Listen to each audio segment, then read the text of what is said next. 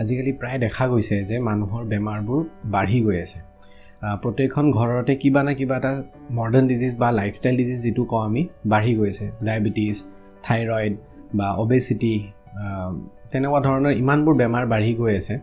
যে মানুহ এইটো বেমাৰ হোৱাটো এটা নৰ্মেল হিচাপে লৈ লৈছে যে হৈছে আৰু বেমাৰ হয় আজিকালি বয়স হৈছে হয় কিন্তু কিয় হৈছে হেতু আমি বেছি মান নাভাবো আগতে এনেকুৱা আছিল যে বেমাৰ বহুত কম আছিল মানুহৰ শুনা যায় দেউতাই কয় বা আইতাহঁতে কৈছিলে যে আগৰ দিনত বেমাৰ ইমান নাছিল আজিকালি বেমাৰবোৰ বাঢ়ি গৈ আছে সো কিয় বাঢ়িছে এতিয়া বেমাৰ কি কাৰণ আছে যাৰ কাৰণে বেমাৰবোৰ এতিয়া বাঢ়ি গৈ আছে বেছি সো আজি এই ভিডিওটোত মই মেইনলি 5টা ৰিজন কম যিটোৰ কাৰণে বেমাৰৰ সংখ্যাটো বা বেমাৰ আজিকালি বেছি বাঢ়ি গৈ আছে সো লেটস ষ্টাৰ্ট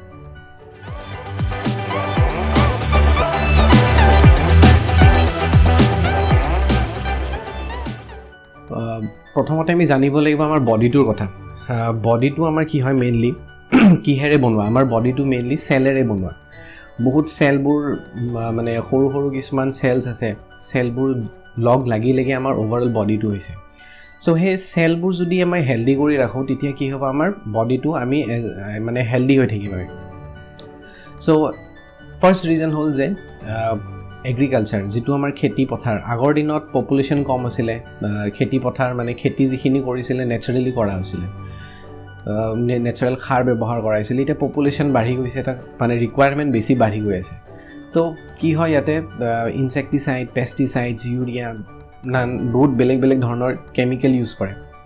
যাৰ কাৰণে প্ৰডাকশনটো বাঢ়ি গৈছে কিন্তু সেই যিবোৰ কেমিকেল আছে কেমিকেল খোৱা বস্তুৰ ভিতৰত সোমাই গৈছে আৰু যেতিয়া আমি সেই খোৱা মানে খেতিৰ বস্তুবোৰ আমি খাওঁ সেই কেমিকেল আমাৰ বডিৰ ভিতৰত গুচি গৈছে যাৰ কাৰণে আমাৰ সেলবোৰ উইক হৈ গৈছে সেকেন্ড নম্বৰ হ'ল পলিউশন সব সাইডে পলিউশন এয়াৰ পলিউশন গাঁৱৰ পিনে বাৰু পলিউশনটো বেছি নাই এয়াৰ পলিউশন কিন্তু যিসকল চহৰত থাকে দিল্লী মুম্বাইৰ নিচিনা সেন্ট্ৰেল সিটি মানে একদম মেট্ৰ সিটি হেবোৰত পলিউশনটো বহুত বাঢ়ি গৈছে গুৱাহাটীতো নোহোৱা নহয় গুৱাহাটীতো অসমতো আমাৰ পলিউশনটো বাঢ়ি গৈ আছে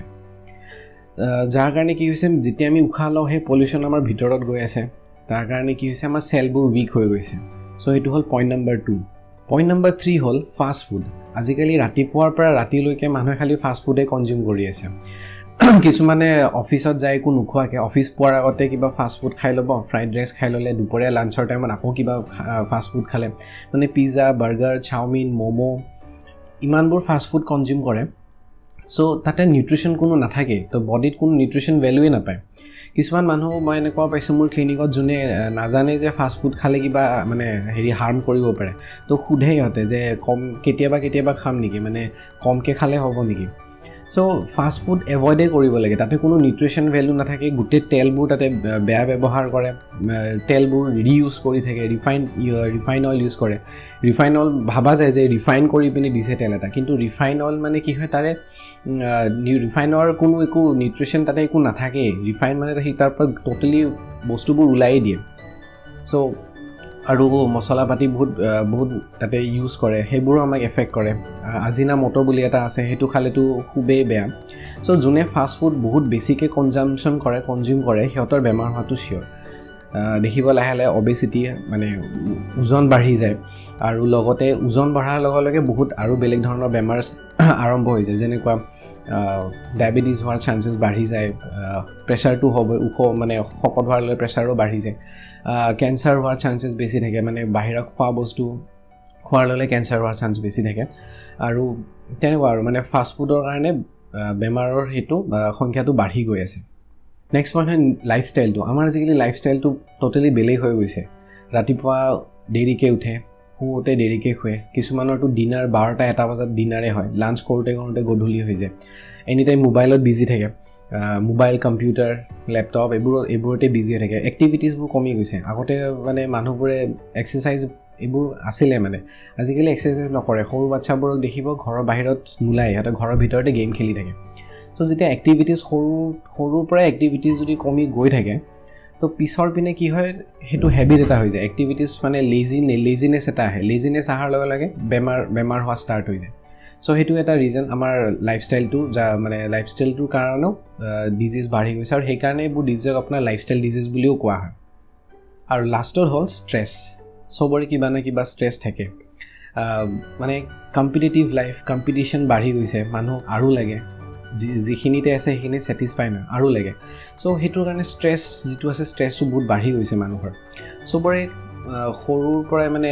কিছুমান ষ্টুডেণ্টো এনেকুৱা আছে যে এক্সামৰ কাৰণে ষ্ট্ৰেছ লয় পিছত ডাঙৰ হয়গৈ জবত ষ্ট্ৰেছ লৈ লয় জবৰ পিছত ফেমিলি লাইফৰ ষ্ট্ৰেছ মানে ষ্ট্ৰেছটো এটা কনষ্টেণ্ট মানে থাকেই চবৰ লাইফত সেই ষ্ট্ৰেছৰ কাৰণেও কিছুমান বেমাৰ বাঢ়ি গৈছে আৰু কাৰোবাৰ যদি হাই বিপি আছে যদি ষ্ট্ৰেছ লয় তেতিয়াহ'লে বিপি আৰু বেছি হৈ যায় কাৰোবাৰ ডায়েবেটিছ আছে যদি ষ্ট্ৰেছ ল'লে ডায়েবেটিছো বেছি হৈ যায় থাইৰয়ড প্ৰব্লেম যদি আছে ষ্ট্ৰেছ লৈছে তেতিয়াহ'লে থাইৰয়ডৰ প্ৰব্লেমো বাঢ়ি যায় চ' ষ্ট্ৰেছো এটা ৰিজন যাৰ কাৰণে আমাৰ বেমাৰবোৰ বাঢ়ি গৈ আছে চ' এইবোৰ ৰিজনৰ কাৰণে কি হৈছে আমাৰ চেলবোৰ উইক হৈ গৈ আছে আগতে শুনিছিলোঁ যে মানুহবোৰ বহুত বছৰ মানে বছৰলৈকে জীয়াই আছিলে 80 বছৰ 90 বছৰ 100 বছৰো বুলি যে 100 ক্ৰছো কৰি যায় জাপানৰ কিছুমান এখন কাণ্ট্ৰি জাপানৰ এখন মানে জেগা এটা আছে জাপানত য'ত মানুহ 100 বছৰ ক্ৰছ কৰি যায় তো সিহঁতৰ লাইফষ্টাইলটো টোটেলি বেলেগ কিতাপ এখন আছে ইকিকাই নে কিবা এখন কিতাপ এখন আছে তাতে লিখা আছে তেওঁলোকৰ লাইফষ্টাইল টোটেলি বেলেগ যাৰ কাৰণে প্ৰায় 100 বছৰ আৰামছে ক্ৰছ কৰে সিহঁতে চ' সেইটো ৰিজনে যাৰ কাৰণে মানে তাতে লাইফ মানে এইজটো বাঢ়ি গৈছে আৰু আমাৰ ইয়াতে কি হৈছে 60ৰ ওচৰতে মানুহ মানে 60 লৈ নাথাকে 60 70 টো দূৰৰে কথা আৰু কিছুমান মানুহ এনেকুৱা আছে 40 45 বয়সতে বহুত এজেড লাগে ইহঁতক 40 45 এজ হয় কিন্তু দেখাত লাগিব আপোনাৰ 60 65 হয় চ' এইকেইটাই ৰিজন মেইনলি খোৱা বস্তু যিটো এগ্ৰিকালচাৰেল পেষ্টিচাইডছ আছে দেন পলিউশ্যন ফাষ্ট ফুড আমাৰ লাইফষ্টাইলটো আৰু ষ্ট্ৰেছ এই মেইনলি 5টা আৰু ৰিজন আছে বহুতখিনি যদি সেইবোৰ ৰিজনো ইনক্লুড কৰিব যায় ভিডিঅ'টো আৰু দীঘল হৈ যাব চ' মেইনলি এই 5টা ৰিজনৰ কাৰণে আমাৰ বেমাৰবোৰ বাঢ়ি গৈছে চ' এতিয়া সলিউশ্যনটো কি মানে আমিতো নিজৰ কামবোৰ এৰি এক্সট্ৰাকৈ খেতি কৰিব নোৱাৰোঁ হয়তো কোনোবা কৰিব পাৰে বা গাঁৱত বহুত মানুহ এতিয়াও খেতি কৰি আছে কিন্তু যিবোৰ চিটি চহৰত আছে সিহঁতে নিজৰ আমি এটা এডজাষ্ট হৈ গৈছোঁ ইয়াতে তো সেইটো বাদ দি এগ্ৰিকালচাৰ ষ্টাৰ্ট কৰাটো মেবি ইম্পচিবল নকওঁ ডিফিকাল্ট আছে লগতে পলিউশ্যনৰ কাৰণে কি কৰিম পলিউশ্যনৰ কাৰণে হয়তো কিছুমান মেজাৰ্ছ বা ষ্টেপছ ল'ব লাগিব আমি নিজে ল'ব লাগিব বা গভৰ্ণমেণ্টৰ পিনৰ পৰা কিছুমান ষ্টেপছ আহিব লাগিব যাতে পলিউশ্যনবোৰ কমাব পাৰে চ' আৰু নেক্সট ষ্ট্ৰেছটো বাৰু ষ্ট্ৰেছ মেনেজমেণ্ট কৰিব লাগিব কিবা মানে ধৰক মেডিটেশ্যন য়োগা ৰেগুলাৰলি কৰক যাতে ষ্ট্ৰেছটো কণ্ট্ৰল কৰিব পৰা যায় ফাষ্ট ফুড কনজাম্পশ্যনটো কমাই দিয়ক যিমান পাৰে ফ্ৰেছ ফ্ৰুটছ আৰু ফ্ৰেছ ভেজিটেবলছ খাওক এইটো ভিডিঅ'টো বাৰু গোটেইখিনি মই ক'ব নোৱাৰিম নহ'লে ভিডিঅ'টো আৰু দীঘলীয়া হৈ যাব মানে কিছুমান ষ্টেপছ আছে যিবোৰ ল'লে আমি নিজকে হেল্ডি ৰাখিব পাৰোঁ আৰু ফুডছ মানে খোৱা বস্তুবোৰক আপুনি মেডিচিন হিচাপত খাওক কিছুমান মানুহ আছে মেডিচিনবোৰ খোৱা বস্তু হিচাপৰ নিচিনা খায় মানে কিছুমানৰ এনেকুৱা আছে ডেইলি প্ৰায় 23টা 24টা টেবলেটে থাকে তো ঘণ্টা হিচাপত চাব গ'লেও মানে প্ৰত্যেকটা ঘণ্টাতে এটা টেবলেট পৰি যায় চ' সিহঁতৰ মানে কেনেকুৱা মেডিচিনবোৰ এজ এ ফুড ইউজ হৈ আছে চ' ইনষ্টিড অফ মেডিচিন এনেকুৱা হ'ব লাগে যে আমি যিবোৰ ফুডছ আছে ফ্ৰেছ ফ্ৰুটছ আছে ভেজিটেবলছ আছে সেইবোৰহে আমি এজ এ মেডিচিন খাব লাগে কাৰণ তাতে বহুত ভিটামিনছ এণ্ড মিনাৰেলছ থাকে চ' সেইকাৰণে মই ভাবোঁ বা আয়ুৰ্বেদতো অলৰেডি লিখা আছে যে ফুডছ আৰ মেডিচিনছ মানে খোৱা বস্তুবোৰে আমাৰ মেডিচিন আয়ুৰ্বেদে কিমান আমাৰ পুৰাণা মানে 5000 BC বিফ'ৰ খ্ৰাইষ্টৰ পৰাই আয়ুৰ্বেদ চলি আছে যিবোৰ আমি শাক পাচলি খাওঁ সেইবোৰ এটা মেডিচিন হয় যদি আমি সেইবোৰ মেইনটেইন কৰি ৰাখোঁ অলপ এক্সাৰচাইজ য়োগা কৰি ৰাখোঁ